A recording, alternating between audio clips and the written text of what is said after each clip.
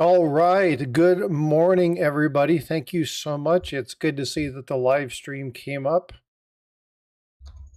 For those of you who haven't been tracking, I had a catastrophic computer failure, lost everything, and have restructured my stream. Hopefully, everything is pretty close to what you guys have come to expect. I hope everybody's doing well. Got a couple guests here, as always, Eric and Jack Young. Hi, guys. How you doing this morning? Good morning, doing well. Good morning. Doing great. Well, I appreciate you guys being here, and sorry about yesterday. Unfortunately, yesterday was just one of those days that um, I just wasn't ready. Like I had to configure all my cameras, get everything set back up. Because when I say I lost everything, I quite literally lost everything. Fortunately, I was able to recover my VA data, which was really nice. So my medical records and all the stuff that I had on my computer from VA, but everything else was gone. So good news is that it's there, and I was able to get back into everything. So fun stuff. So you should start seeing videos come out from me pretty quickly. So just start to anticipate that. Well, let's say hi to everybody. Hope everybody's doing really well. Steve looking for silvers in chat. What's going on, brother? How are you? Good to see you this morning. Vote for Pedro, David Carlisle, Roxzilla. You guys, thank you for being channel members. I really do appreciate that. Today is, again, yesterday should have been the stream in which I talked about the contest that I did last month. Unfortunately, I lost everything, so I have to go back through and actually pull that up. So I will be doing that today, drawing the winner for the contest for the month of July. There were a bunch of people, so I've got a couple of things to give away, but I'm a little bit behind on that because of all the stuff I've had to go through. So I appreciate all your guys' patience over this course of the last week while I recover my my YouTube world. So very much appreciated. Let's see. Freaking awesome. What's going on? Good morning, brother. Hope you're doing well. Nice to see you. Mike Noodles in chat. How you doing, Mike? Hope you're doing well. Good to see you. Thank you so much for being here. Appreciate you as always. Jack Riley, good morning, sir. Hope you're doing well. Oh, we had a little conversation about you this morning, right? Yeah, we're friends on Facebook. Yep. My mom just popped into chat. Hi, Mom. How are you doing? Good to see you. Mickey Fur is here. Good morning, Mickey. Hope you're doing well. Always good to see you. Why is my... There we go. Siren is here. Dandy Dave, good morning. How are you doing? Yeah, Dandy Dave, it's nice to be back up and doing this. I was able to get into Michael and Nancy's yesterday. Kind of test some stuff out. It seemed to go really well. So it's good to be back. I do appreciate it. Neil Hahn was here. Me is here. What's going on, Me? How are you, my friend? If you're driving, please do me a favor and stay safe. Outstanding. Let's see. I think I've got everybody. If I've missed you, I keep telling Frosty I'm not his mom. No, my mom is actually his special K. So his special K is my mom. So you're like my sister, Pedro. Just kidding. My sister's cooler. He's gonna be. It's like he's no longer on stream for some reason. I hope everybody's doing well, seriously, but I appreciate you guys being here. Jeff Davis, hope you're doing well. Me says, nope, he's not driving. He's actually working on the rig. Well, stay safe, brother. Appreciate you being here. Way deep inside, what's going on? Good morning. How are you doing? All right. Well, today is Chit Chat. It's Ask a Question. If you have a question regarding your coin collection, numismatics, any new coins maybe that perhaps came out, something like this. I'm going to share my screen really quickly. This is something that just came out on the market. A couple people have asked me about it, and what are my thoughts? What are my points in this? I'm going to open this up to Jack and Eric as well. The 25th gold dollar, actual gold, half ounce proof, $2,175. What are you guys' thought on this? I don't have much thought. I don't do much mint stuff. So I do think, like we had talked about earlier, that it might be a public relations thing to try to get dollar coins to work more and get, phase out dollar bills. But that's just speculation on my part. What about you? What do you think about Jack? What are your thoughts on this coin? Well, you know which side I come on, and of course, first thing I'm going to do is look for the counterfeits. Yeah, you and we talked about that a little bit earlier backstage. How soon will there be a 26th anniversary version, or how soon will there be a knockoff? Exactly. Yeah. Yeah, exactly. I mean, we're seeing them. So as soon as something is announced that is coming out, I've actually seen the counterfeits beat the mint. So we'll just have to step back and wait and see what's going to happen with this one. Well, and you know the counterfeits are going to come in at $175, not $2,175. Right.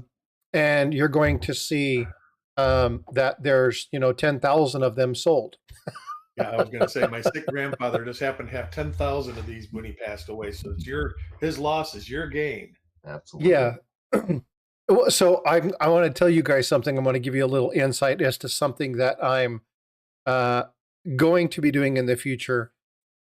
One of the 10 top questions in coin collecting is, I just inherited a collection. What do I do with it? Right? Now, that question has changed over the last year. And the number one question regarding a new collection isn't that somebody passed away and gave me a collection. It's that I found this coin at my grandparents' house. What is its worth? And that's become like one of the new top searched items. It's insane. Yeah, Mike, exactly. Layered in 24 karat. Yeah, we'll be seeing that too.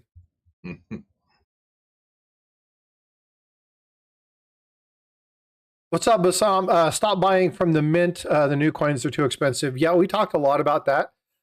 We do have an opportunity, and we'll talk about that here in just a few moments. Mike Pepsi, what's going on, bud? Good to see you. But like Jack stated, just before we came on live, we were actually talking about this. And you guys know, we've mentioned this. Mike brought this up when he was on the stream. We've talked about the 2025 flowing hair, right? That 239th year that doesn't actually exist, being released in holders.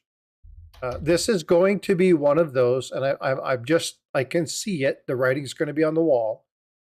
I have a feeling that we're going to see advertisements targeting seniors regarding the gold dollar. There's going to be a lot of manipulation about this because they're going to use the language of this, and they're going to get people to buy the manganese dollars because there's going to be some funky language that people use in their descriptors. So I want to give you guys the kind of the heads up now. Start reading your descriptors if you're even considering looking at this gold dollar.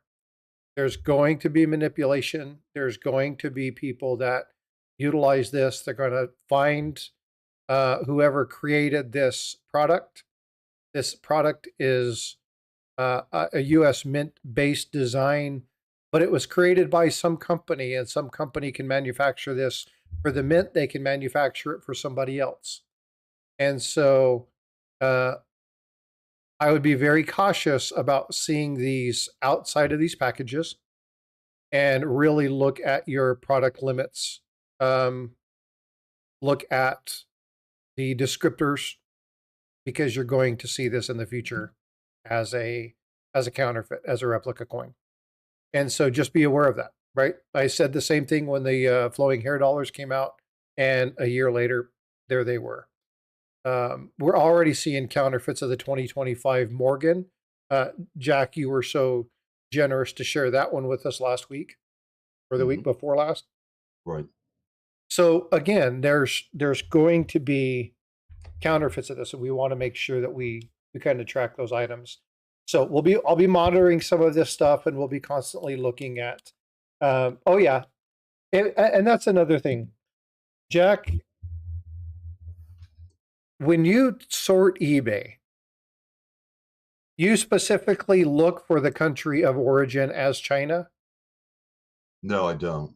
Um, when I sort eBay, I have some standard search criteria that I go through. Okay. And it's not that because I'm finding China, I'm finding Chinese sellers saying in the US, I'm finding the Philippines, I'm finding it, Russia. I just had a seller from the Ukraine. I wondered how that was going for him, but of course he had nothing but counterfeits. So I go through and I look at Morgan dollars.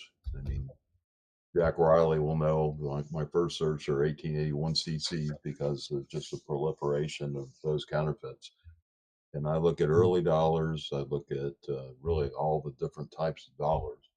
I look at half cents. I look at large cents.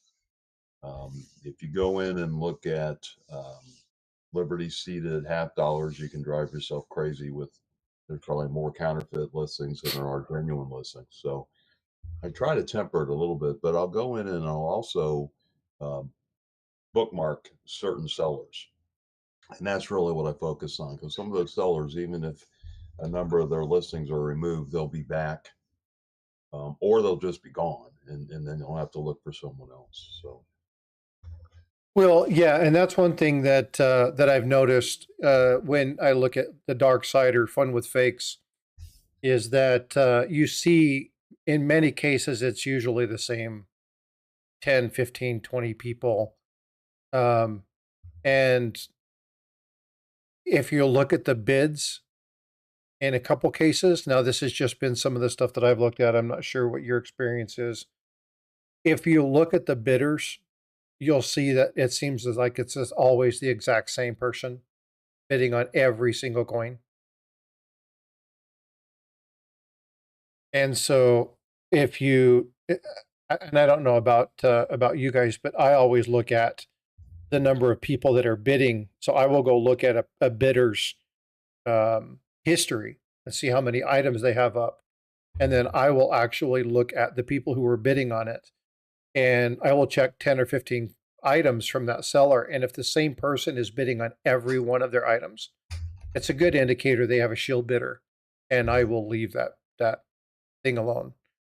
Fun for Fakes looks like a good name for a fun movie. absolutely.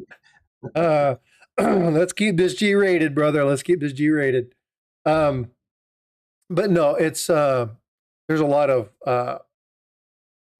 stuff to be aware of, and so I was just asking because I know that when I sort eBay, I remove the country of China as an origin because I just don't want to display all that stuff, right? Right. Or and India. A lot of there's a lot of fakes coming from India too, but nothing near like China. No, and I've gotten the Nairobi, Kenya. I'm looking at my list here. Lipany, Ukraine. Something written in Japanese, Japan. Tarlik, Philippines. Beijing, China. SZ, China. New York, China. That one was new to me. I, Los yeah, Angeles. I saw Yeah, the New York China thing the other day, and it made me laugh. yeah. I've listed a number of those, but and there's also LA, China. You have that as well. So um, yeah, they're just coming from everywhere. They're making things up, obviously, and trying to give themselves some credibility as far as where they're located. And I think we talked about this the other day, and I know Eric brought it up as well. But many of these, you'll see that 10 sold, 40 still available. That That or a lot of them, they have the word replica buried somewhere in the listing, which makes it when eBay looks with the artificial intelligence, they see the word replica, so they don't bust it. Well, actually, replica is not allowed on eBay's by their coin policy either. So, yeah, I don't know what that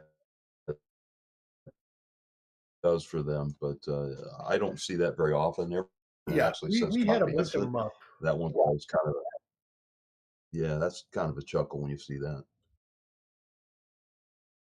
Like I say, they bury it in the fine print. They have this big old story, and then right in the little bottom corner, it's like, "This is a Yeah, no, no, replica." I can. Yeah, Yeah. exactly. I haven't seen anybody in eBay. Well, there's some individual sellers that will say that grandpa had this, 100 years ago, Yeah. whatever it might Had be. this, And yeah. I'll respond and ask when grandpa was in China, and I don't normally don't get an answer. Could have been Well, one of the flying tigers, I guess. I suppose. yeah, and again, I think a lot of this is you have people that will purposefully, and I'm trying to figure out how to say this without sounding, they're trolls. They know it's not real. They know it's not authentic. They know it's not worth anything, but they aren't looking at getting a good answer. They're just being ignorant. They're being foolish, right? And so I just don't understand. I just don't I look don't at some of I these just things I and just don't go, I just don't get it. I don't it drives me crazy. Especially social media things where they say, "Oh, I found this in my grandfather's shop," right? I don't know. Yeah, you see some crazy stories. I mean, one of the craziest ones I saw was a gentleman said it was found under a punch press at the Ford assembly plant that made Model Ts, and it was a Yeah, 1796 off-center dollar that doesn't exist, and it was amazing the number of people that bought into it and told him how valuable it was and yeah. send it out for certification and, all that terrible advice that you get when you just needed a red book to tell you that the coin was not good. I don't care Being where he found it. Well, the story's not good. Being familiar with, I worked for Ford, and being familiar with the Model T plant, there hasn't been a punch press in there in probably 100 years. It's I been know. closed and I has mean, been it's those been are a the warehouse for documents. right. The other one that's good, and some people are doing this, they're actually burying a coin and then saying it's a dug coin. And, there are a number of ways to artificially age some of these coins, and the Chinese have gotten pretty good at it. But yeah, you're seeing them come up now that they're, current Chinese counterfeits, and they look like they've been in the ground. And yeah, I just found it with my detector tools. So it's like, no, no, you didn't.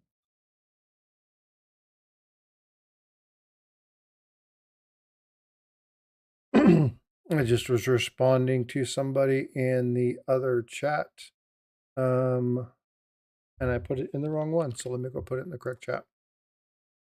Charlie, no, we don't do. We're not doing selling in here. We just talk numismatic items, question answers, stuff like that. So if you have a question, please feel free to ask it. But we don't do any selling in this stream. Sorry. All right. Well, hey Jack, let's do this. Let's go and change to this beauty right here, and let's talk a little bit about this one. Oh, this one's great. Yeah. So this was actually posted in PCGS CU forum. There was a gentleman there that professed to be an expert of 1909 SVDB cents. And this is one that really kind of stoked the fires for him. It was certified as genuine uh, by PCGS. And I've actually got an article that I wrote on this one for Coin Week. I think you've got it there somewhere. There we go. So when I write articles for Coin Week, I kind of do them in a couple different groups. Um, when I'm writing about a coin that is counterfeit and has been certified genuine by TPG, I do it under the title of the dark corner. And when I'm doing ones that are basically interesting fakes from eBay, then I call those fun with fakes. And in all of those articles, I basically show an image of obviously the subject coin And that's what this one is here. We're starting with that 1909 SVDB. In the article, I didn't show who the TPG was. So the image that Frosty showed ahead of this was not in this actual article. I didn't basically know who did it, but that was the one that was shared in the CU forum. And if you go down a little bit, so when we look at 1909 SVDBs, one of the things we look at are the 4 genuine known positions for the mint mark and shape of the mint mark. The mint mark's pretty common as far as shape, and it's something that is rather unique to 1909 SVDB. And so I throw those together, and actually Chuck Daughtry put some of this stuff together for me that I use. But we show the 4 positions, and then to the right, I did the best I could with the images I had of the subject example.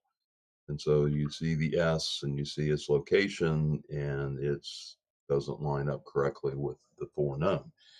This gentleman then professed that it was the 5th known variety of 1909 SVDB, and primarily because it was in the TPG holder. All right, so what I just did, I'm going to show you why it's dangerous to look at images. So what I just did is I took a screen capture of this right here, right? And so you see this. Now, because there's nothing listed here, one would assume that it's not one of the 4 positions. However, you'll see this image on other channels, and you'll see that it looks like there are 5. It's very easy for somebody to go in and do mint part position 5 here. This is why it's good to check multiple sources of things and look at the information that's given. With this, like in this article, obviously we're talking about the mint mark position, and then they break out, and he's going to be talking about more about what it is that they found. But you take this particular image that I just screenshot and you take it out of context. Now this can be used for misinformation. And you will see this photo just like this if you are, if you just go through and you look at, let me check and see. Oh, my volume's up, so I don't know why you're not hearing me very well. Let me do this and see if that helps. I'll get closer to the microphone. But you will see this image right here that I just captured. If you search the multiple mint mark positions, there's not 5, there's only 4. So again, be very careful when you're looking at just images. Check multiple resources, check multiple sites, because the same thing happens with the 1916D Merc dime. It happens with the 1914D. It happens with the 1921. It happens with the 1931S. So there are a lot of these things where there's multiples, 3, 4, 5, whatever, and people will take these because they see an additional image, screen capture it, not know what that means, and then represent this as 5 positions instead of 4. I think the big one is the 1916D. This is just another one. I just wanted to take time real quick, Jack, to show that, because again, I see this particular image show up quite a bit. I have never seen this image show up like that. I've seen this image show up where it's basically stated the 4 known and they're all titled. And then, as I said in my article, I use those 4 to compare to the example that I've highlighted in the article.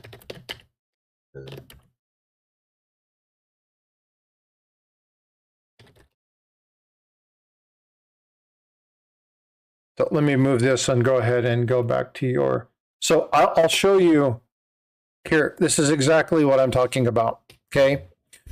It's right here. It's the very first one. Now it does list it, but if all they're doing is looking for an image, all they do is copy this image. And now they don't have the context in which this is here. So people, that if you're looking for things, and my item here is this 1909 SVDB mint mark locations. This image is the first one that comes up. Now, all the information that Jack provides in the article is 100% fact. But if you don't read the article and somebody just pulls this image, it looks like there's 5 positions. People will copy this, they'll make videos, and they'll say the 5 positions. Be careful with that. And you'll see this also if I do the same thing with the 1916D, and we look at the Mercury dime.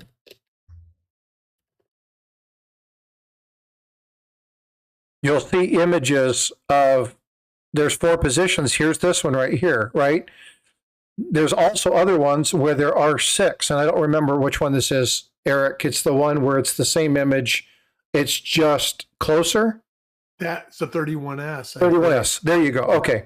And so if you just look at the images, if you're just looking at this, you may, and obviously this one says added mint mark example, but there are other ones that don't. And so when you're looking at this, again, people will take these images and use them incorrectly. So make sure you're looking at multiple sources of information. If you're looking at something like this, now this is coin collecting. Hey, T-Bird, thanks so much for being a member. I appreciate that. Now you look at this here. This is the coin collecting. This isn't the article that was actually written on. This is the Reddit article that was pulled from somebody else. But if you go back to that 1909 SVDB that we just had, that actually links to Jack's document. You can actually go in and pull up that article that we're talking about right now and see the information. So when you're looking at these images, don't just look at the image and assume. If you're going to watch something from somebody else, then make sure you're doing your research. Try to find that image. Try to find out where they got that information from, and do your check, because that's extremely important. So, Jack, Jack, I didn't mean to cut you off. I just wanted to show you that this actually can be a potential problem, and it's important that people do their research. If they read your article clearly, they're going to get all the information. But if they just look at the image that shows up in a search, they may not get all the information that's provided with it. So it could lead them to a misinformation.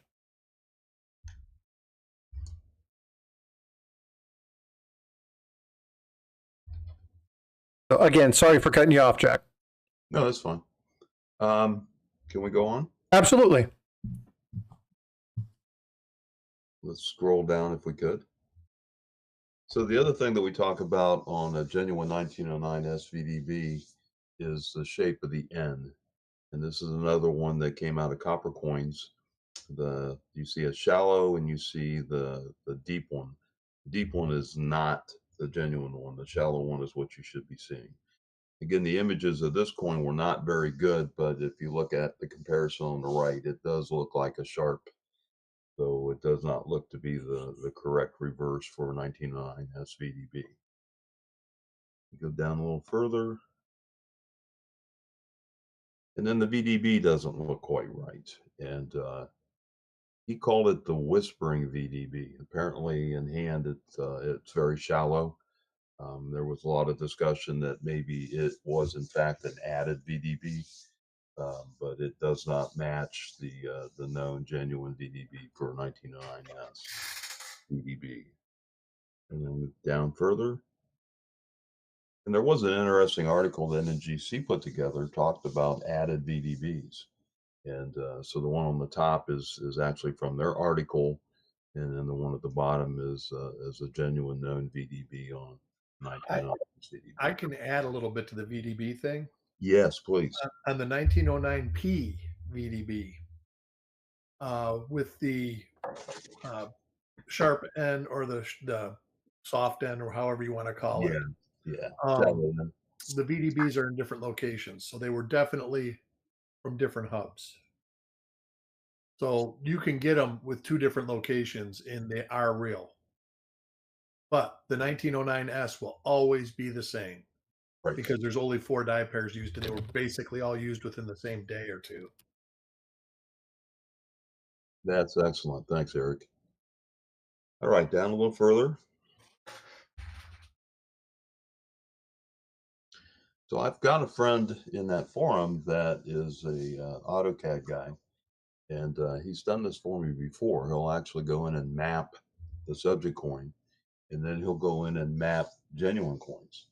And the discussion that we were having was obviously it did not line up to a known die pair for 1909 SVDB. And when you see the different colors, what he's looking for is cayenne. When he gets a cayenne color, it means he's actually got a match between the subject example and an overlay of a genuine example. If you go down a little bit further, yeah, you can see it right there. And now we have a match. And so the discussion then shifted to this may well be a 1909 S with an added VDB, but it clearly was not a genuine 1909 S VDB. And then he did another image again of actually showed the subject example with the overlays again. Now I'm gonna deviate really quickly from this. What happens right here is the future issue we face with counterfeiting. Right? It's this mapping that helps people identify what's going on when they produce the coins. This is why people like Jack Riley, Jack Young, Joe Cronin, those folks that are actively looking at these counterfeits and trying to understand and identify, they have a hard job ahead of them, because as people start to map these items, they're going to get closer. Some of these counterfeits are going to get better. But this is why it's so important to really understand the markers that are on the genuine coins, because there may be something like maybe a hit over here that's not on the original coins or something like that ends up being on all of the counterfeits, right? So they do an amazing job to continue to look and investigate this. But as technology makes it easy for us to identify, it also makes it easy for them to create. So this is the battle that we're in regarding counterfeits of the future. So I appreciate this kind of work, Jack. You guys are doing the Lord's work, and I say that both sincerely and sarcastically, because you guys are doing a very important job. But it's your work that, like, it's the duality of education, right? You're educating the counterfeiters. Absolutely. So we absolutely are. And in fact, I've seen articles I've written about a particular counterfeit where they've gone in and addressed some of the marks. So yeah. Well, you're Morgan. A great example, right?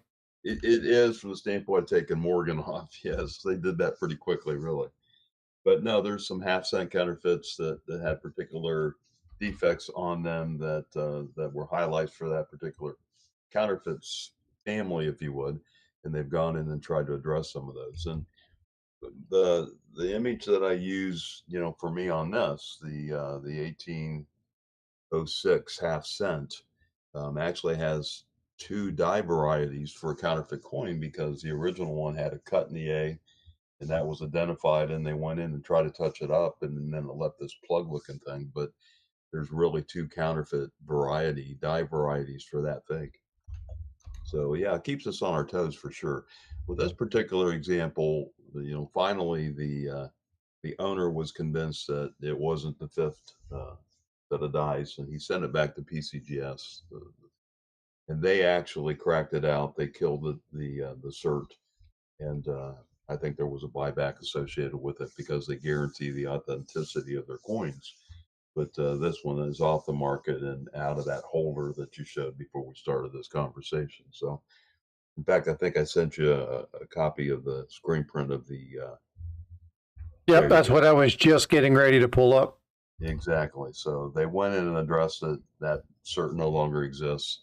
Of course, I've got screen prints of it when it did, but they took it out of the system. It no longer is out there.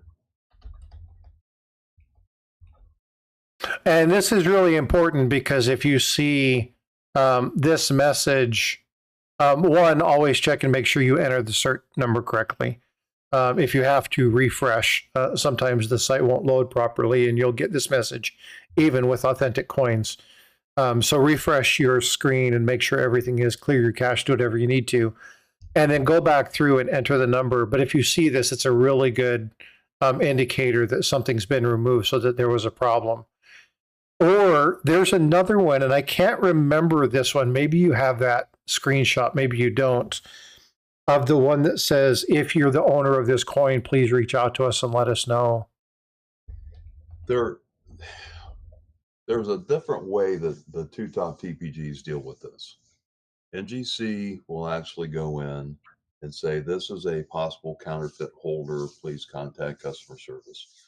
And they do that very readily when we can identify a fake in a fake holder. PCGS doesn't do the same. I think I only have one, and it's an 1881 CC Morgan that had so many counterfeits with that particular cert. That one cert, they went in and said, this has been suspended at this point in time because of the number of counterfeits that have been seen to this cert number. So I've only really been successful once. There may be a second example where PCGS has actually made that notification. Normally, they just go in and kill the cert.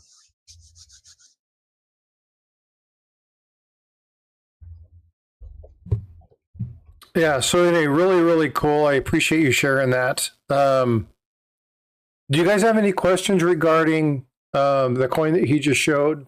Or do you want to know more maybe about the mint mark position or anything like that?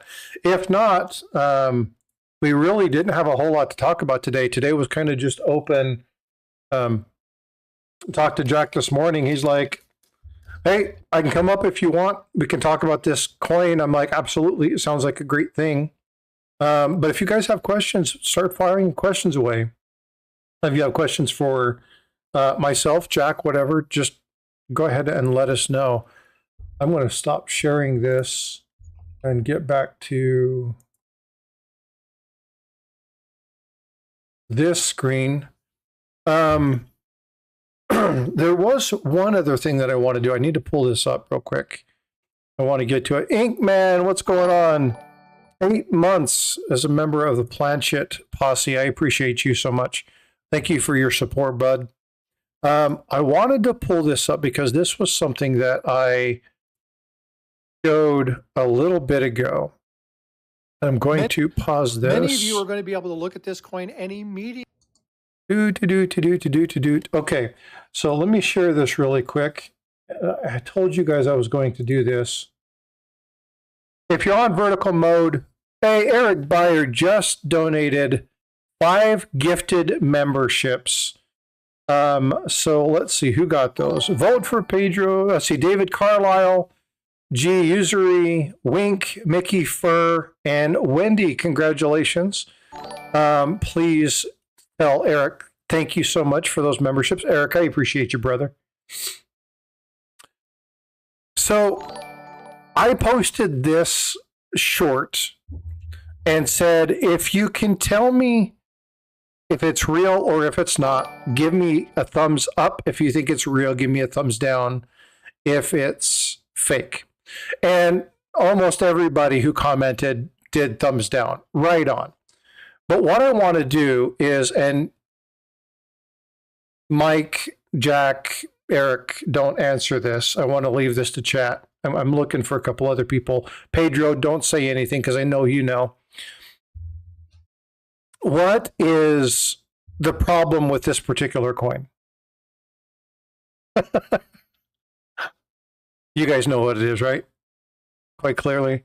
Yeah, Mike's like, yeah, I'm out. Well, it makes me chuckle. Well, yeah, it's funny on a bunch of different. First off, what should this be in? What metal should this be in? That's going to be kind of like the big one, right? Yeah, me's exactly right. Isn't this supposed to be gold? Yep, absolutely. Right. Number one. But when I was looking through it, I have clicked on a number of these on my Facebook account for Frostbite coins so that I get all the really crappy ads so that I can see what's going on. And it's proved extremely beneficial because I'm seeing stuff like this all the time. And what's sad about looking at these is that when you look at these, there's like 2,800 sold, only 150 available. And when you actually go through, and I can pull it up, I think I have it in my email. It actually has a timer that shows up down here, and I've blocked it off because I don't want to tell everybody where to go to get this. But they actually have something that comes up and it says you only have 4 minutes left to be able to do this particular one. And that's using FOMO against you. That's the fear of missing out, and want to make sure you get that good, solid deal. So it's important that you understand kind of what the coins are, what it's supposed to be made of, and stuff like that. So I just wanted to share this with you. A lot of people were like, yeah, obviously this is bad. I asked people not to do this. I wanted to talk about this. But if you're watching right now and you're not subscribed to the channel and you didn't know why this was not real, then ask questions. That's what this is here for. I can promise one thing. Nobody that asks a question right now is going to be looked at as being stupid. There's no dumb question. The only one that is dumb is the one that isn't asked. And Robert, I saw your question. I'll get to that in just a second. Every question is an opportunity to get better at whatever it is that we do. And that's how I look at this. And so there's a lot of people in chat. There's the two people here on panel with me, and they think the same way. There's no dumb question. There's only opportunity to learn. And if you get something wrong, then it's not the fact that you got it wrong. It's that opportunity for you to understand where you went wrong. Maybe it was the thinking. Maybe it was where you got your information, whatever that was. And so all we're doing here is giving opportunities for questions to be asked. Again, no judgment, just straight up, let me help you with your problem. All right. So let's look at Robert's question. Robert Pentoff said he was a little lost. The counterfeit slab was graded by PCGS. He's going back to the question here. So his question regarding this slab is for Jack. So it was graded by PCGS, or the whole slab is counterfeit?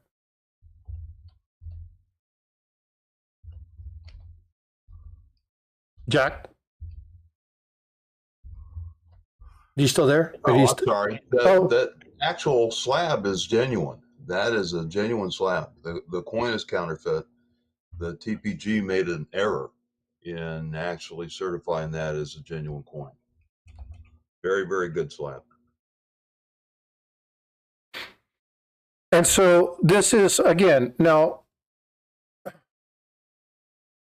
Jack, how many, and I know this is kind of putting you on the spot with an answer you probably don't have, but how many of these fake coins would you say, and what would be the percentage? Less than 1% of these fake coins that make it in authentic TPGs?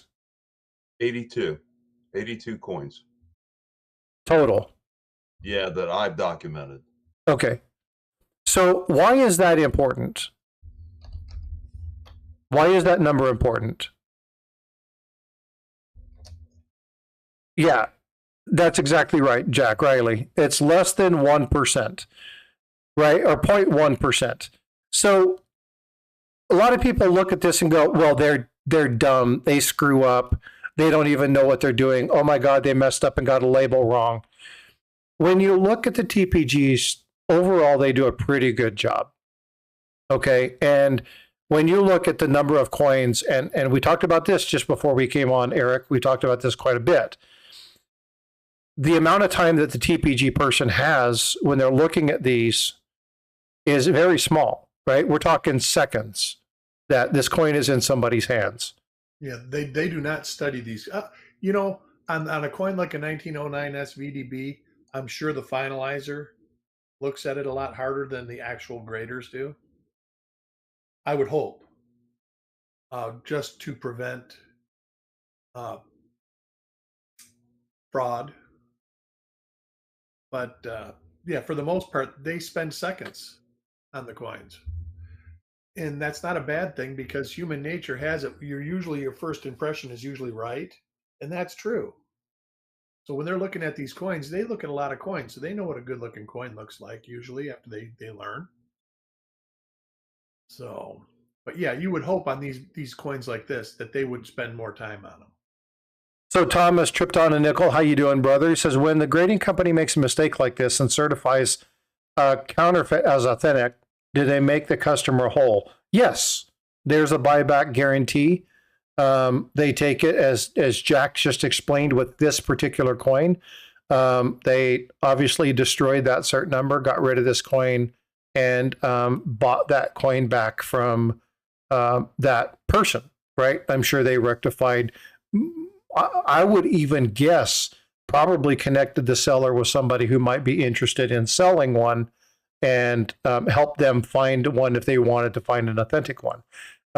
Usually their customer service is pretty good, right? Now, Jack Riley or Jack Young might be a little frustrated in the fact that the TPG destroyed this because they would love to collect this thing. There are so few of them that I would consider them highly collectible. But it's a mistake, right? And so a lot of people see this and go, oh my God, the TPG suck. Folks, I just want you to think about and I like what Michael Wells said, it's a statistical anomaly. Yeah, they're outliers. They're not something that is common. And what happens most of the time that ticks people off about the TPGs is you get somebody who doesn't really understand grading pissed off because they didn't agree with the grade they thought they should have had. And what it boils down to is the person who sent the coins in just didn't know how to grade the coins properly. And we have a couple channels that we see that do that all the time. I don't agree with this grade. This grade is, it's like, oh, well, outstanding. These are the same people that argue over the fact that they're talking about proof and circulated coins, not realizing that the coin that they're grading as MS is a proof coin, right? I mean, and this kind of stuff happens. So people make mistakes, things happen, but be careful when you're listening to people complain about grading companies and what their motive is, because often it's the person's lack of knowledge on the other end. I know in a lot of my groups, especially early copper, a lot of the people that own the coin want to crack it out of the holder. And I'm not a big TPG person per se, but I always recommend against that because the TPG does guarantee the authenticity of the coin.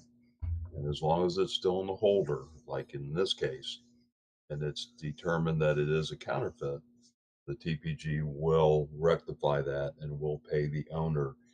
Basically, they go back to whatever the invoice price was that the owner bought it for, and they will make him whole. And then, of course, they want the coin back. And in many cases, they'll put it in their black box and they'll actually use it for education purposes, not only for others, but for themselves internally to try to identify why this mistake was made. And yes, there aren't a lot of mistakes. I mean, when I say 82, that sounds like a lot of coins that are counterfeit that are in good holders, but statistically, it certainly is not. So I guess, from my opinion, you're paying for that coin to be I can't say it, authenticated as well as graded. And, mistakes can be made, but some of these seem to be pretty serious. I have brokered 3 or 4 buybacks in my career looking at counterfeit coins, and 2 of them were for substantial amount. One was a 1793 large cent, and it was $14,000, and one was a pattern early colonial, and it was $50,000.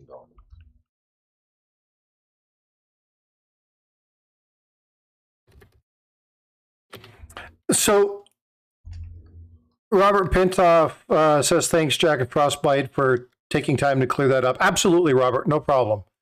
There was another one that this just happened to.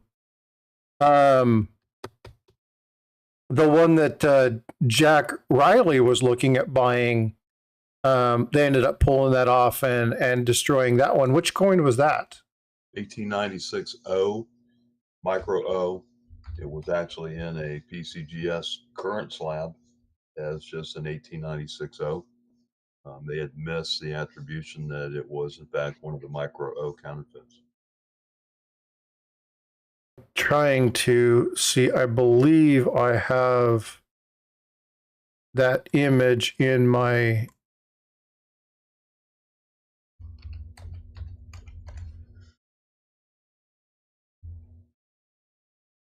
chats with Jack. It was the what year? 1891? 96 O. 96. Let me see if I've got it. I should have it handy as well. I should have a folder on it somewhere here on my desktop. I got it right here. Got it? Yep. Oh, might help if I shared my screen.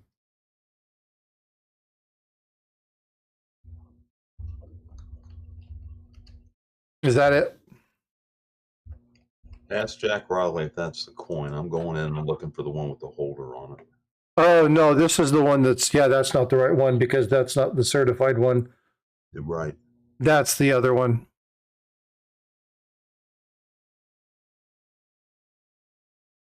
Yeah, I found mine. Let me see if I can send it to you. What's going on, AR Silver Stacker? How you doing? We're talking about whatever it is you guys want to talk about. Right now, we're talking about slabbed coins that have made it into authentic TPGs, the professional grading companies, holders, but they're actually counterfeit coins. Here is... Yeah, I found it. There you go. So there's this one, and this one was one that was recently taken back by PCGS. Now, the one about this one, correct me if I'm wrong, this is actually one that should never have been there because it's already been identified as a counterfeit coin. That is correct. So what's the story behind this one? The story, as I understand it, there was a large collection of coins, most of them low grades, some of them very rare varieties, very rare coins that came to market. I don't know if the owner passed. I'm not sure what the circumstances were. The estate got involved and they contracted the auction house to sell those. And typically, most of the auction houses want everything to be certified. And so this one was slabbed. It's a very low grade, VG8 for a 96O. The TPG had actually written the article several years ago identifying these micro O's as being counterfeit. So to me, they had the institutional knowledge to know that this was a fake, and they ended up slabbing it as that, as you see the slab.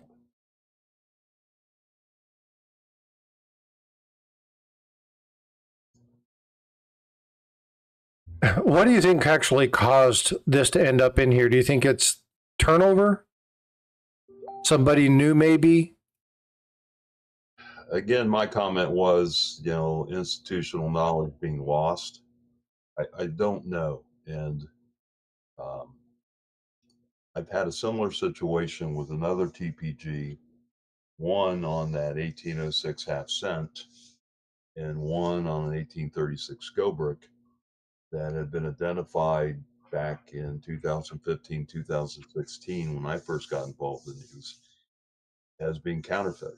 And I know they've been caught over the years, but now we're talking 10 years later, and someone sent one in. Both of them got sent in, and one got slabbed, and the other one wasn't slabbed, but it wasn't identified as a counterfeit. It was basically stated as all surfaces and sent back. So I don't know if it's because there's new people. I don't know how they maintain their files and their institutional knowledge. I could only speculate, but this one should not have slipped through like that in that new holder.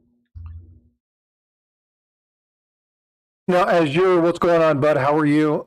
Says, what are counterfeits worth? Are some of them worth decent money? Yes. Some of them are worth decent money. You have some very well-known ones, and it's hard to find certain ones that are actually authentic because counterfeits are counterfeit sometimes. You'll see the Omega Man gold, right? You'll see the an authentic, if you can find one of the V nickels, the one that was manipulated. You can find the Henning nickel.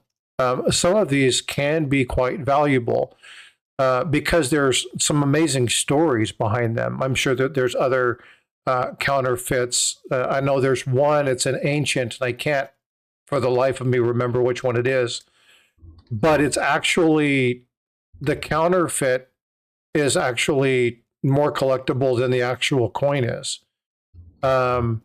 And so there are situations, there are examples where counterfeit coins are worth decent money. But again, if you're going to be looking at something like that, you have to make sure that you are selling it as a fake coin. There are certain rules about doing that because there's laws regarding selling a counterfeit. But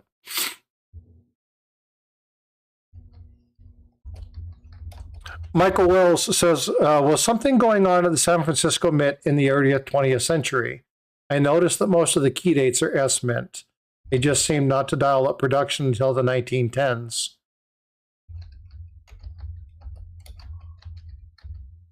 You, Eric, that might be more up your lane. Well, there was an earthquake. So I don't think that affected production per se as far as 1909 goes. I think it was just a fact that they didn't need the coins, and there was some controversy with Barber and what was going on with the coins. Well, the first year of the Lincoln Cent did have some issues, and there is some good documentation out there about those particular issues. Barber did not like the fact that a sculptor or an artist was designing coins. He thought a coin engraver should be making coins, and that's it.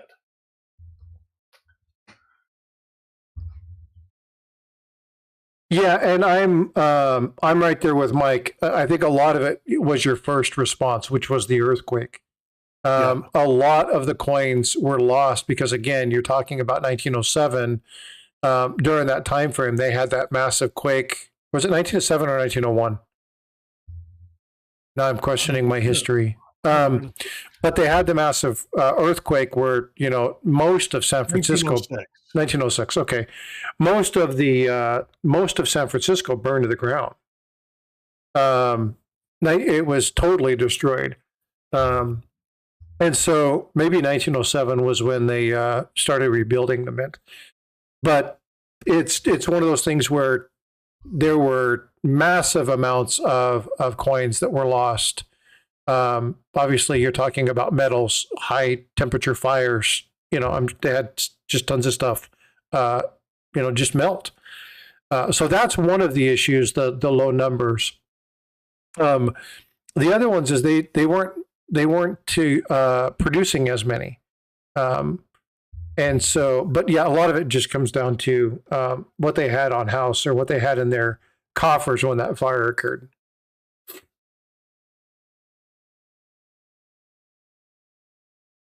Yeah, Michael, the devastation from that does look like World War II bombing campaigns in Europe. San Francisco was almost wiped off the map. It was pretty devastating. Kind of like the earthquake that happened up in Alaska. It was very much the same thing.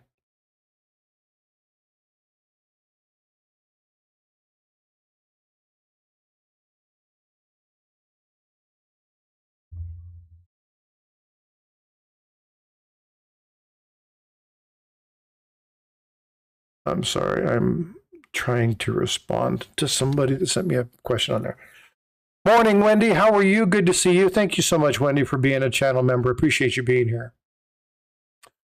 Any other questions? Any other things that you guys want to chat about? It's only 9:30. You guys have all sorts of time.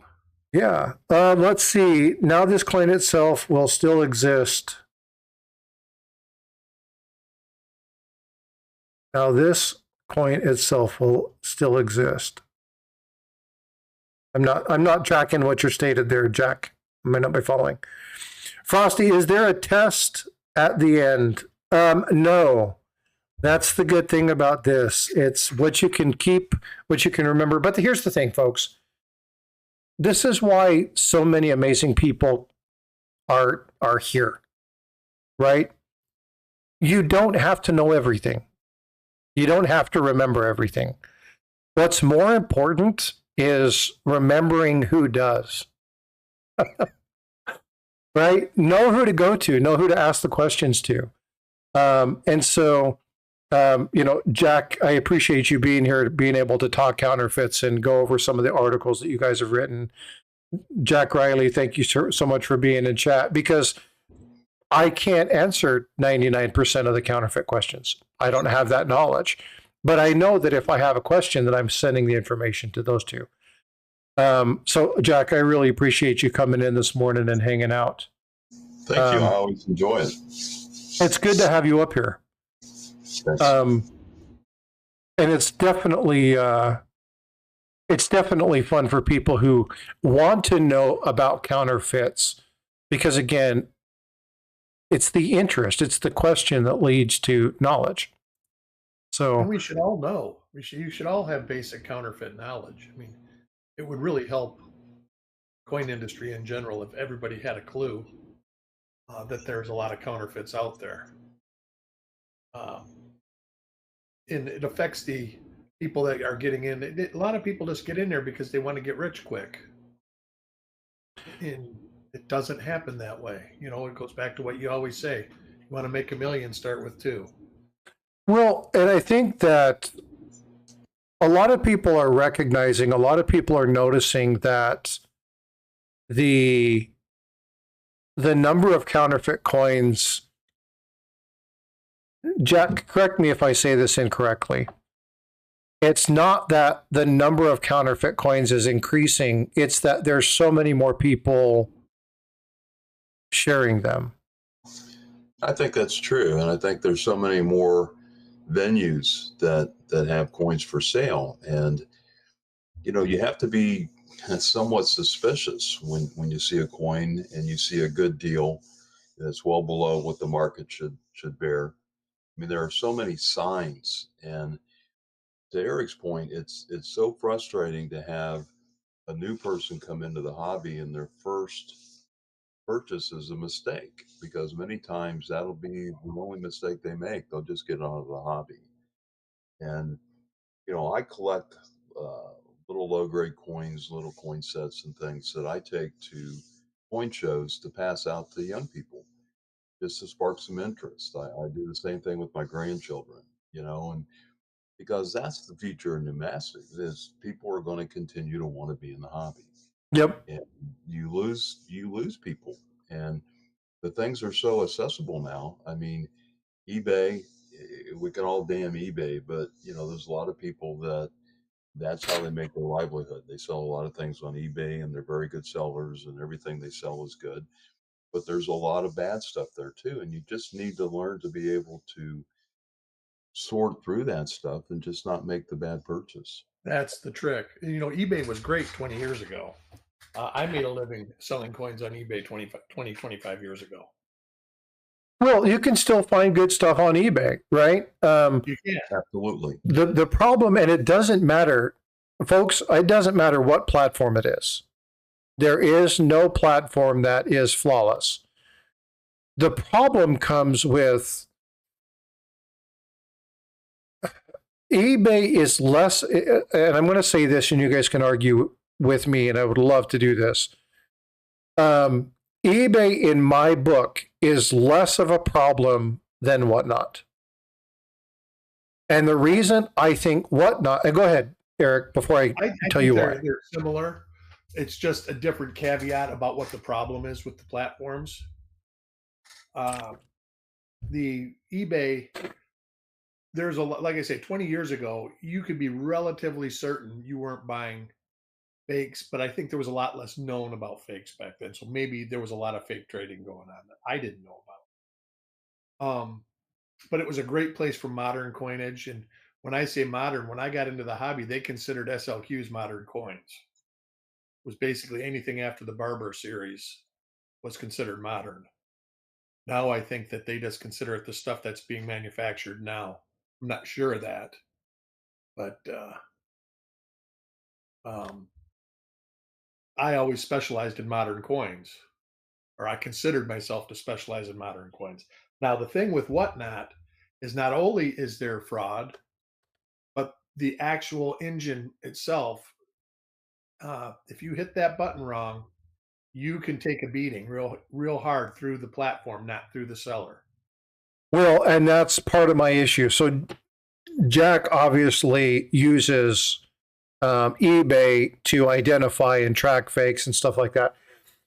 And he is very keen, more than all of us together, keenly aware of the major issues that eBay has. The thing with eBay is that up until somebody recently retired, they actually had somebody who cared and tried to do some stuff. The problem that I have with Whatnot is like this. Bang, bang, bang, bang, bang, bang, bang, bang, bang, bang, bang. Yeah. And it's that hit the button, hit the button, hit the button, hit the button, go, go, go, go, go, go, go, go, go, go, go, go, go. And you get caught up into the adrenaline of things, right? Those endorphins kick in because you're excited about everything. You don't have time to look at the coin. You don't have time to walk away to pull up another website. You don't have that time. You've got 10 seconds. Go, go, go, go, go, go, go. And you've bought it, you've paid for it, it's done, it's out of sight, it's out of mind. All of a sudden you get it back in 2.5 weeks later, it ends up being fake. Well, what do you do? And so, in my opinion, eBay's less of an issue than Whatnot is, because you don't have the time to really look at what's going on and what's happening. Now, with that being said, if you know your seller, and I'm going to use Blue Ridge Silverhound or Ghosts and Ghouls or Coins and Ghouls, and those folks that we know from LiveCoin Q&A and other people that we trust absolutely in the hobby, and they are on Whatnot, you're okay, right? They're not going to be pushing fake coins. They're not going to be doing that kind of stuff. You still have to be careful about overspending because you get caught up into the thing. But it goes back to trusted sources, right? Make sure you're tracking the trusted sources. You just don't have time with Whatnot to make any kind of educated decision. It's so fast, you either go or you leave. All right, Jack, have a good one. I do want to jump back into something else real quick. Well, actually, before I squirrel myself, do you have anything to add on that, Jack? Yeah, I just want to make one comment. I don't deal with Whatnot, but the one coin that I have, the 1806 half cent Trader V NGC coin, came through Whatnot. And the seller, the owner, was selling it through eBay. And he did tell me that he had the option to sell it back, that there was a guarantee through that particular seller that if there was an issue, he could return it. That's good. And is that a Whatnot policy, or was that a special thing that he made with the seller? See, and that's the thing I don't know, because I don't get into Whatnot. So I just don't know if it was just, it's a very good seller. It's a very good counterfeit. It should not have passed through all those hands, but now I have it. Yeah, I got you. So I want to go back to something that Barry Fondant said earlier. It says, I purposely bought a fake coin. It was a Canadian silver from China. It was under $20. It looks real as can be, and now I'm questioning my entire stack. Here's the thing about purposefully buying fake coins. Okay. And this goes for people who are not researching those or not looking at those. They will end up back in circulation, right? Now, if you stamp a copy on them or something like that to identify them, that's fine. But if they get lost in your stack, when something happens to you, they're going to end up back into the hobby.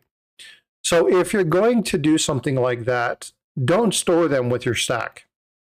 Set them in a separate box. If you're going to mark them, Tiger Stacker labels the fronts of his coins. So he puts his counterfeits in plastic holders and then, does fake and stuff on them. If you're going to do that because you like it, then fine.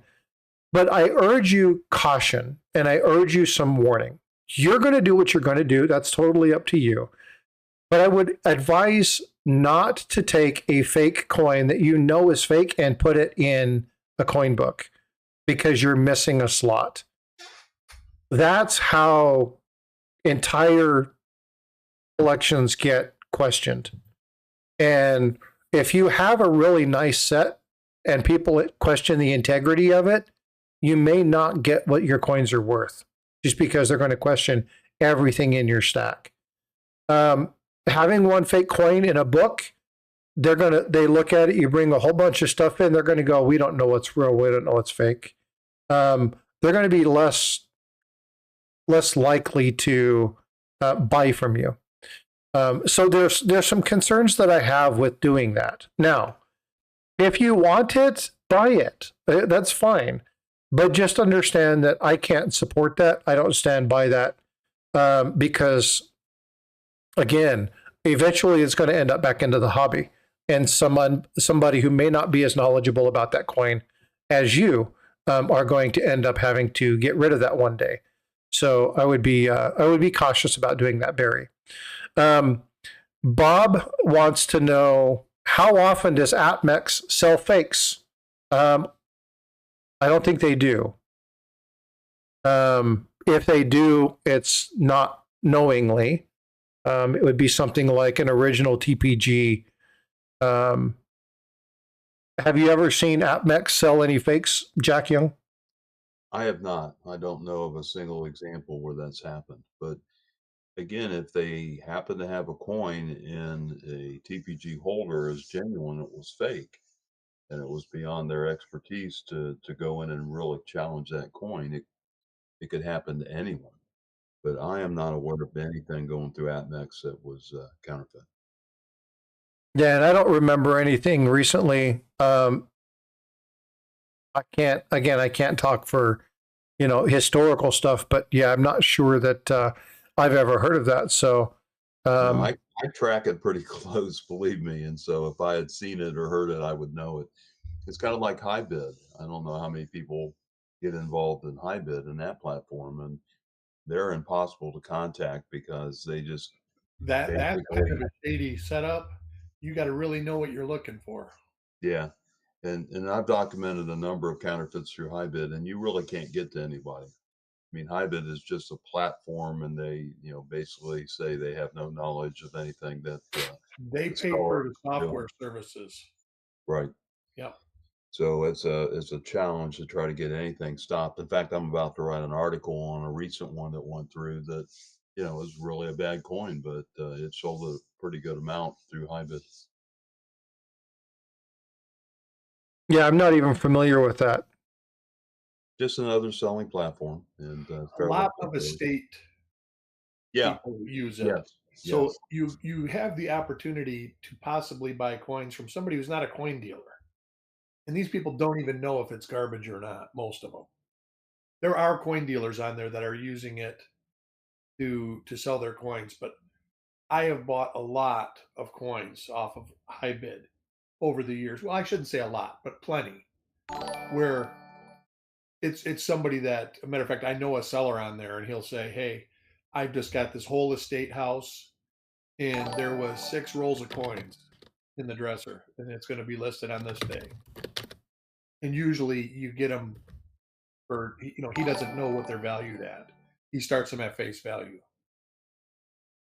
So 9 for 9 just gifted 5 memberships. Thank you so much for that, 9 for 9. Definitely appreciate you. Azure Blue, Gold Sniping Farmer,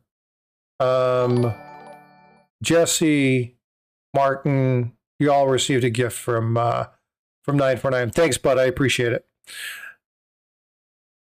but that being said, I did just see an auction run through high bid that the guy had probably 30 1909 SVDBs in various shape, and he couldn't get closer photos, and he couldn't do this and that, and it was an estate person. The guy didn't know anything about coins when I talked to him. I actually talked to him because I was sending messages, and he says, "Why don't you just call me? Because I'm like 65 years old and I don't like to text." And I told him, I says, "I think these are fake." I says, "The chances of that guy having this many coins," and it turns out they were fake, but he did not sell them, as far as I know, anyways.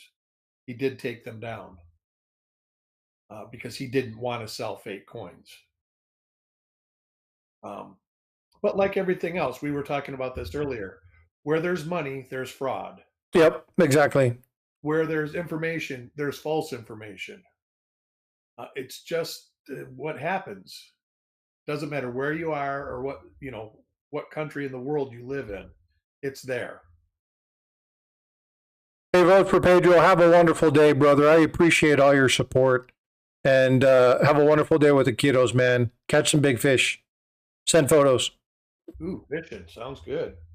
I want to go to a question, and I kind of skipped over this, and I apologize. Austin Harrison, thanks for being here today. I appreciate you. Says, what is your favorite coin created? And that is a tough question. Like circulating coin or? Just your favorite coin ever. What is your favorite coin? St. Gaudens obviously is a decent one. I'm a SLQ person. I really think that if you get a beautiful high grade standing Liberty quarter, they're beautiful. I like all the Art Deco coins, so I think everybody should know that by now. Like the Mercury dime and all that. I just like Art Deco print and all that in general. What about you, Jack? 1793 Liberty Cap. You broke up through that. I didn't catch that. 1793 Liberty Cap. Is that what he said? Yes, 1793 Liberty Cap large cent. Reaching for the stars, aren't we? Well, you said favorite. Yeah. So what is it about that one that you like so much? Monsieur? Actually, do you have a photo of it? I can pull it up. Yeah, you can pull it up. And they are very scarce. You know, back when the 1793 large cents were coined, the first one was the chain, and people hated it. They said it was wretched, a terrible design. And then they changed in the middle of the year and went to the wreath. And then they made one more attempt to improve it with the Liberty Cap. And that Liberty Cap then basically went on for several years after that. So, and there's a lot of suspicion, a lot of discussion about who actually designed that coin, because the individual that they noted actually died of plague well before that coin, I think, was ever actually minted. And you're talking about this one? Yes. So it's got a beaded border. It's the first of the Liberty Cap design. And what's interesting about this coin, I mean, beyond just this coin, again, they're very scarce and they're very expensive, even in the lower grades. But it was proven years later that there's a 1794 variety where they retooled the reverse, and they actually cut denticles over the beads and created a 1794 variety that has that same reverse. And it's just kind of an anomaly. And, you know, they talk about the mint back at that time using dies until they broke, and using dies and repurposing dies and whatever they could because of the financial constraints they were under. But that's an interesting side note that reverse was used again on 1794. And plus, the dies were all hand engraved. Every die was different because there was an engraver engraving it. That's why you have so many varieties, and Yeah. so many varieties of 1794, 58 collectible varieties. That's a bunch. So you guys, what about you, Eric? What's yours? Standing Liberty quarter, I think. A real high grade Standing Liberty quarter is beautiful. Mercury dimes are beautiful. Then I would go to, I would start going back into the Stellas and stuff like that. But yeah, as far as circulating coinage, I like the Standing Liberty quarter. So mine is a pattern coin.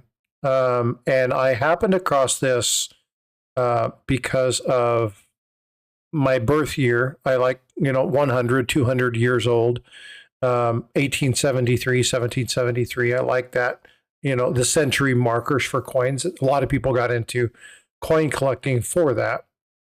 But I'm going to share this coin right here. This is a pattern coin.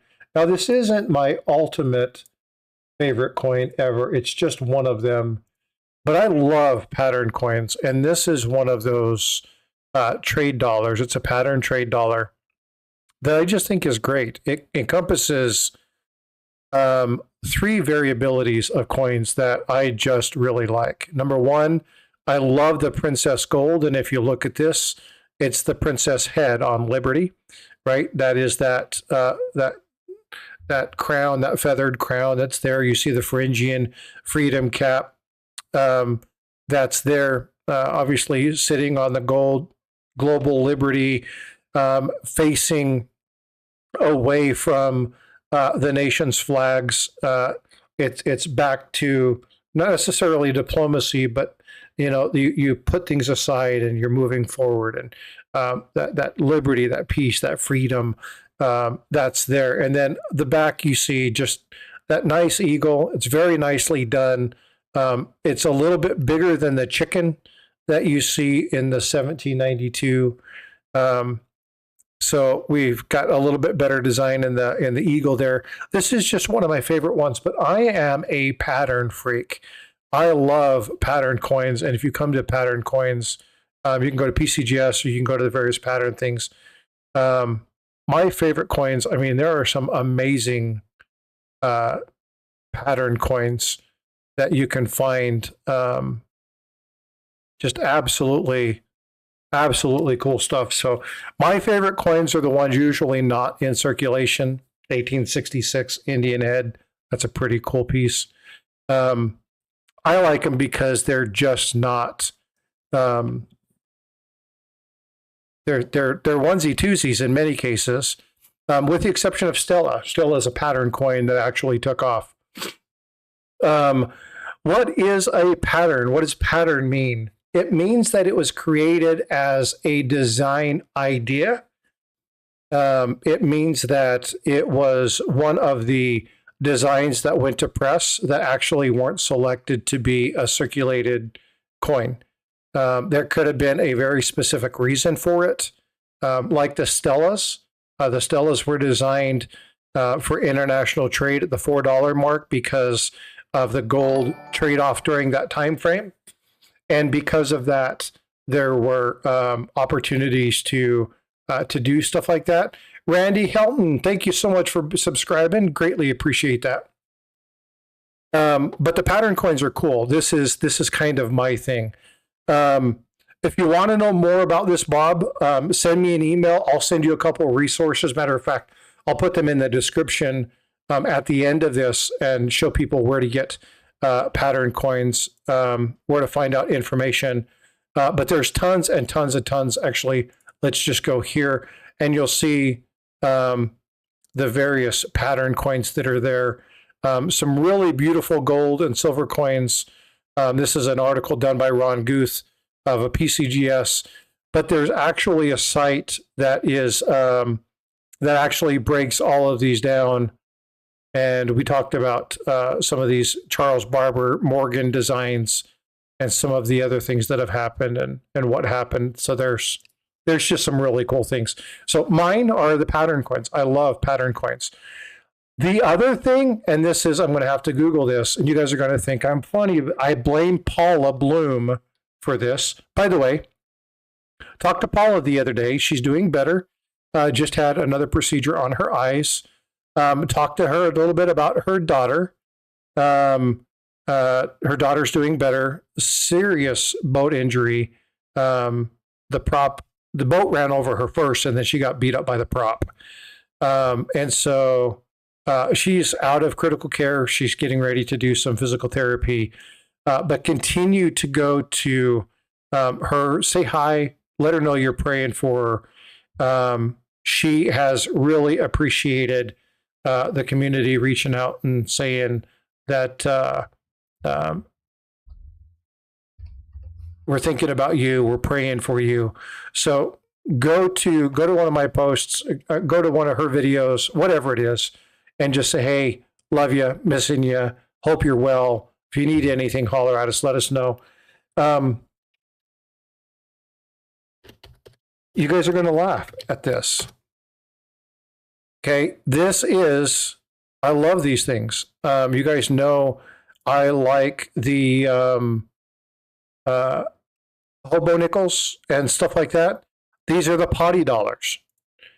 And I love these damn things. They make me laugh. And some of them are quite expensive, along with the love tokens and stuff like this. Some of these mildly inappropriate, so I won't stay on that for long. But they take these old trade dollars and they turn them into potty dollars. And yeah, privy pots, exactly. And so there are a lot of those kind of things that are really neat. So there's a lot of coins that are fabulous for different reasons. So to narrow it down to just one is kind of tough. But yeah, I like these things, and I blame Paula for this. So hopefully that helped, Bob. Yeah, Bob, it was pretty rough. She's fortunate to be alive. AKA 47. Oh, you're just talking to somebody else. How you doing, AK? It's good to see you. The St. Gaudens remake. Invisible likes that. Just dropping a like. Freaking awesome. Shared on a community page. Everyone and all, thank you so much for being here. Definitely appreciate you, and thank you so much, freaking awesome, for sharing that out. Yeah, and I should, right? Just there's some fabulous pieces. Mike, what is your favorite coin? I know that you collect certain things. You can drop that in chat too. Are there any other questions that you guys have seen that I've missed? Robert says that SLQ with full head and shield is in the top 10. Robert agrees with you, Eric. Oh, they're beautiful. Yeah, that's like SLQs are really nice. So are the barbers, but you have to get them in high grade. As soon as they start to wear, they just look like turds. They're just horrible. I have a pretty good counterfeit one. You have a who? I have a pretty good counterfeit 1927 SLQ. Is that the one I sent you? No, this one is actually on a TPG holder. Oh, nice. Yes. Hey, listen, I'm going to have to run. I really appreciate the opportunity to be here this morning. Great seeing you, Jack. Hey, great seeing you. Appreciate you coming up. Thank you. Good talking to both of you and the whole group. Thank you. Yep, and y'all go over and check out Fun with Fakes, the Facebook group over there on Facebook. They do a lot of cool stuff. Thank you. You guys have a good day, all right? All right, we'll see you later, brother. See you, Jack. Bye. Well, as was pointed out in chat, it is 10 o'clock. Are there any other questions, or we're going to go ahead and wrap this up? I appreciate you all for being here today. Again, make sure you're smashing that like. If you're listening and you like what you've heard, subscribe. I'll be putting out some more content. And again, thank you guys for being patient. I've tried to release some shorts, but I haven't done any videos because of my loss. Hopefully I can get everything back up and running. I am going to be dropping some stuff on the top 10 questions that are asked within coin collecting. So you should be seeing that here within the next week or so. But again, ask your questions, ! Email. If you put like this, it will, oops, ! Email. It will generate my email, and you can click on that, go in, and send me an email. If you have a very specific question, reach out to me, let me know. And I will, if I can answer it, I will answer it. If I can't, I'll make sure it gets into the hands of somebody who can. So again, take care of yourself. Mom, have a good one. Love you. Thanks for popping in and saying hi. To everybody else, Bob Smith, to the new people, Randy, thank you so much for being here. Appreciate you subscribing and coming in. And, but yeah, go ahead and check that out. Send me some questions and we'll do what we can. Anything going on copper coins today? I got a reveal about 5 o'clock. Probably do it about 4:30. And besides that, I'm not sure. It's up in the air still. I got to talk to Chuck and see what he's got planned for the next couple days. It's almost time for me to take a week off, so to get things caught up. So I'm deciding whether I want to do it this week or wait till next week. So speaking of Chuck, folks, Chuck is going to be on probably next Saturday or Sunday. We're still working on the details. I'm going to call him this afternoon and coordinate everything. And we're going to talk about Victor David Brenner. We're going to talk a little bit about the Lincoln Cent. We're going to talk about VDB. We're going to talk about some situations that occurred during that time frame. So if you're interested in knowing more about this famous VDB, who is the man behind it, what's going on, tune in next week. I'll drop more information in my comments once we figure out what's going on exactly with how we're going to do that. Hey, John Hanna, good to see you. But Chuck Daughtry is going to be on, and so make sure you guys are here. It should be a good time. It's always fun when he's here. John Hanna, quite fond of Liberty dollars that Bernard Van Haas produced. The Liberty dollar, which was the Norfed, I believe, the intent of that was to kind of disrupt the monetary system of the U.S., actually served time in prison for it. Was able to get the stuff back, but he lost a lot of his materials, lost all of his presses, lost all of his dies. Eventually was able to get back a lot of his coins, but he did spend some time in, but now he has to make sure that he produces those as not Liberty dollars. They are Liberty coins. He can't actually call them dollar. If he ever produces it as a dollar, he can be thrown in jail again for disrupting the federal government. But it is a really cool story. I did a video on it. If you haven't seen that, then holy shit. Excuse me. Sorry. Robert Pintoff just dropped $100 super chat. Dude, Robert. Holy Toledo. Sorry, I didn't mean to swear out loud. I'm not used to red showing up in my screen. Robert Pintoff, thank you for your informative stream. You're an important part of the hobby. Robert, thank you so much. I appreciate your support. Now, Robert in the past has done a lot of stuff for the channel behind the scene. He's gifted tons of memberships. I think he's gifted probably 100 memberships over the time to people. Does it behind the scenes. Always sharing good information. Great collector. Robert, I appreciate you, brother. Seriously. Yeah, my mom's laughing. She's like, because she knows I don't swear that frequently. I just wasn't expecting that. But Robert, thank you so much. There's a lot of people who are really solid supporters. And again, you guys don't have to support me financially. I do appreciate this. Don't get me wrong. But Eric dropping the gifted memberships, he does that pretty much every week, right? Drops 5 memberships here, 5 memberships there. Tiger Stacker. But Robert has really been behind the scenes doing a lot of stuff to encourage this channel. And I want to thank him so much for that. Definitely appreciate you, bud. And thank you so much for all your support of the channel. This will go back to you guys in one way, form, or another. I also want to actually, you know what I'm going to do? I have an idea, Robert. I'm going to reach out to you. I have an idea with what I'm going to do with some of that. For those of you who won On my stream that I did last week, I have been able to recoup the names of the people who were given part of the dime giveaway. Okay. Now, some of you said, hey, send me the dime. I want to reiterate what that was for. So, Jack Riley, Christopher November, Frank McCain, David Carlisle, Red Silver, Invisible River, Paula Bloom, Eric Beyer, Bifrost, and myself. We were all part of that dime challenge. What that dime is going to be is it's being sent over to Everyday Copportunity.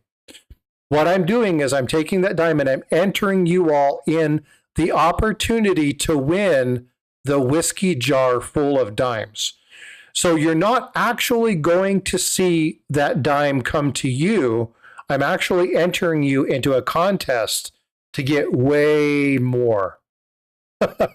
So don't expect that dime. That's where it's going. It was part of the discussion. I just want to be clear on that. But your name's going into a coffer where you might have the opportunity to gain. And if I'm not mistaken, it's going to end up being something like 3,000 or 4,000 dimes that's going to be required to fill this. It's going to be a hefty sum of silver. And so really cool thing, Everyday Copportunity is putting this on. But that's what I'm doing with that dime. I'm entering you into that competition. So I will be doing more of these. Thanks to Robert's generosity, I'll probably do 10 or 15 more dimes. To do that, I'll draw some names randomly. So Robert, I'm going to give back your generosity to me. Those are going to be gifted from Robert Pintoff. And so again, great appreciation for you, brother. I'm going to go ahead and forward that kindness back to the community. So I appreciate you. So make sure you're here next week. We'll draw some more names. I'm going to be doing some stuff with the contest. So stay tuned later today for that short. But pay attention to the community posts because that's where I'll talk to you more about who's going to be there, what's going to happen, so on and so forth. Now, for the 5 people that won last week, you guys are going to be getting a poker chip.